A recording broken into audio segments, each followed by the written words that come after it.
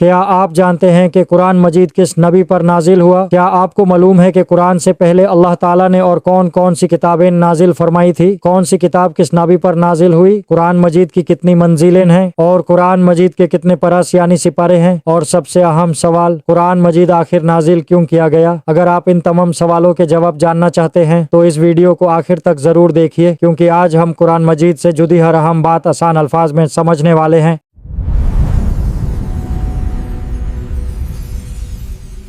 بسم اللہ الرحمن الرحیم۔ السلام علیکم دوستو، آج کی اس ویڈیو میں ہم قرآن مجید اور اللہ کی نازل کی ہوئی آسمانی کتابوں کے بارے میں مکمل معلومات حاصل کریں گے۔ قرآن مجید کس نبی پر نازل ہوا؟ قرآن مجید اللہ تعالیٰ کا آخری اور مکمل کلام ہے جو حضرت محمد مصطفیٰ پر نازل ہوا۔ قرآن مجید کا نزول غار ہیرا میں شروع ہوا، جہاں فرشتے جبریل امین علیہ السلام اللہ کا پیغام لے کر آئے۔ قرآن کی پہلی وحی تھی اقرا بسم ربک الذی خلق۔ قرآن مجید ایک ہی بار میں نہیں بلکہ تقریباً 23 سال کے عرصے میں تھوڑا تھوڑا کر کے نازل ہوا تاکہ لوگ اسے سمجھ سکیں اور اس پر عمل کر سکیں۔ قرآن سے پہلے نازل ہونے والی کتابیں، اللہ تعالیٰ نے انسانیت کی رہنمائی کے لیے مختلف زمانوں میں کئی آسمانی کتابیں نازل فرمائی۔ سب سے پہلے تورات نازل ہوئی جو حضرت موسیٰ علیہ السلام پر نازل کی گئی۔ اس کے بعد زبور نازل ہوئی جو حضرت داؤد علیہ السلام پر نازل ہوئی۔ پھر انجیل نازل ہوئی جو حضرت عیسیٰ علیہ السلام پر نازل ہوئی، اور آخر میں قرآن مجید نازل ہوا جو حضرت محمد پر نازل کیا گیا، اور یہ اللہ کی آخری کتاب ہے۔ قرآن مجید کی ایک خاص بات یہ ہے کہ اس کی حفاظت کا ذمہ خود اللہ تعالیٰ نے لیا ہے، اور یہ قیامت تک کے لیے ہدایت ہے۔ قرآن مجید کی منزلیں،